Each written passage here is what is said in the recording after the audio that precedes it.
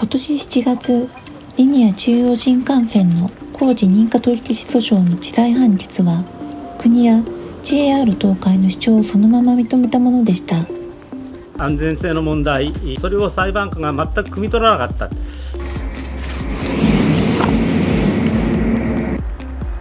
夢の超特急と言われるこのプロジェクトは本当に安全なのでしょうか。棄却っていう判決はとても納得できないし、おかしい。リニア沿線に住む住民の声に耳を傾けました。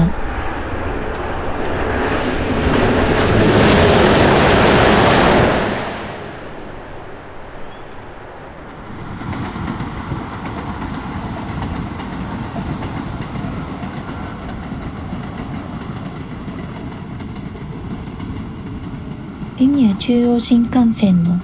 神奈川県駅建設予定地です。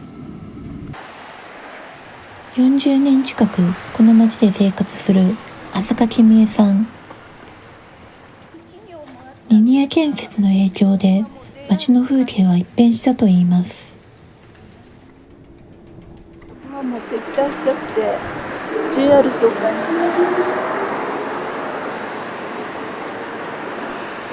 この赤い印がJR って書いてあるでしょ。 JR あの印があるとここが通りますよっていう印になる。そうらしいんですよ。でここはとても大きなマンションですので、なんか杭がすごくこう深くしてるんで、だからただ下を掘るっていう簡単なことにはならないんじゃないかってことですごく心配で、あと横浜線とのなんかその兼ね合いでそちらの方もなんか掘るって言ったんですが、それやめちゃったんです。そうするとそれは嫌だけどどうしても立ち退かなくてもよかったんじゃないかとかいう話も出てきちゃったり、だから本当に振り回されちゃってる感じ。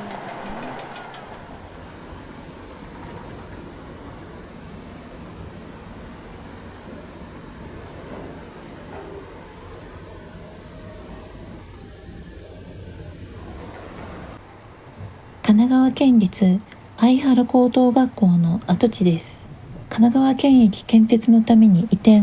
取り壊されました。これは7年前の映像です。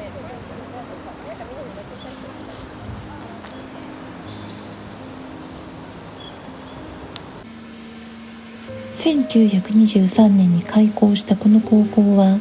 畜産や食品製造、造園などを学ぶユニークな専門高校です。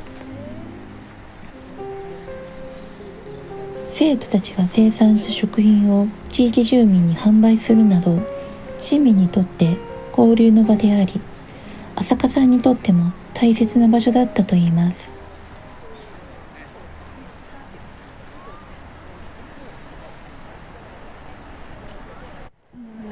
私もここで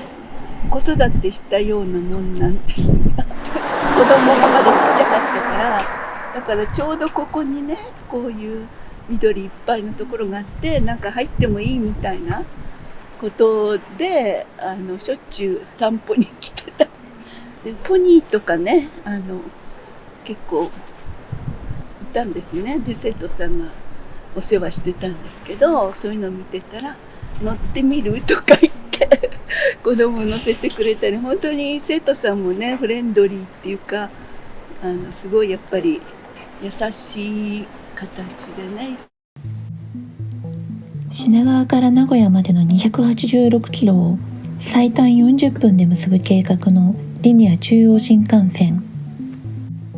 その中間に位置するのが静岡県の大井川です。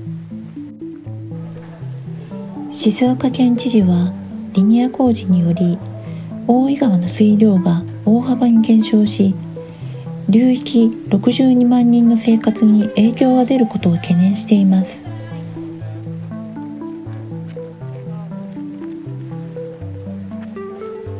この日は大井川上流の視察を行い、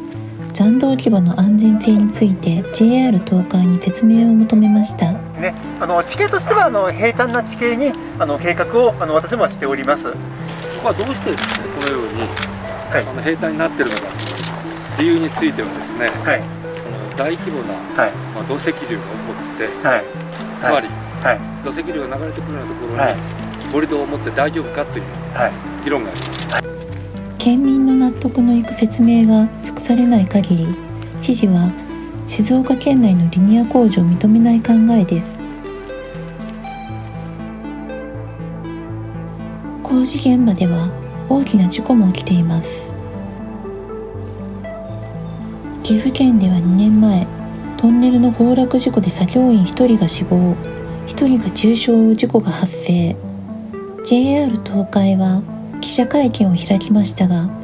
フリージャーナリストを排除。その後も長野県で怪我人を出す事故を繰り返しましたが、公表しませんでした。おかしいよ、ちょっと広報呼んでくださいよ。広報が対応してくるって言ってくれないですか。広報呼んでくださいよ。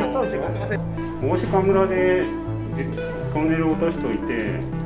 山口でトンネルを落としといて、今回3回目ですよ。あなた方が自分たちで一方的に作ってきたルールをみんなに押し付けてきたことで事故が起きたんです。人が死んでるんですよ。都市部でもトラブルが起きています。リニアの起点となる品川の工事では、シールドマシンのトラブルによりわずか50メートルで工事を中断。再開に1年余りかかり、現在まで124メートルしか進んでいません。東京都調布市の住宅街です。大震度地下使用法の認可を受けた東京外郭環状道路工事で3年前、大規模な陥没事故が起きました。2丁目、なんかすごい、ガレージ、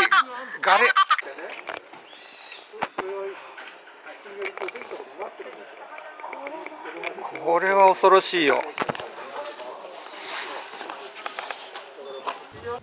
リニアも大震度地下使用法の認可を受けています。この法律の認可を受けた工事は、都市部で住宅の真下を掘ることになっても、深さ40メートル以上であれば、住民の承諾を得る必要がありません。犠牲を強いてまでやるべき事業なのか、浅香さんは不安を抱えながら生活しています。住んでる人がね、それを背負っていくわけですからね。うちの近くもやっぱ13メートルから16メートルって本当にトンネルの上、本当に浅いんですね。ですからそういうところに住まざるを得ない。いろいろなね、やっぱそこに地震がこうあったり、いろんなそういう集中豪雨が重なってきたりすると、今までの環境とね、ちょっといろんなこう相乗的なことがね、複合的なことが考えられますよね。ですからそこは誰もね、はっきりこうですって言い難いところがあるわけですから、やっぱりそういう家に住むっていうことはとても心配ですし、不安ですよね。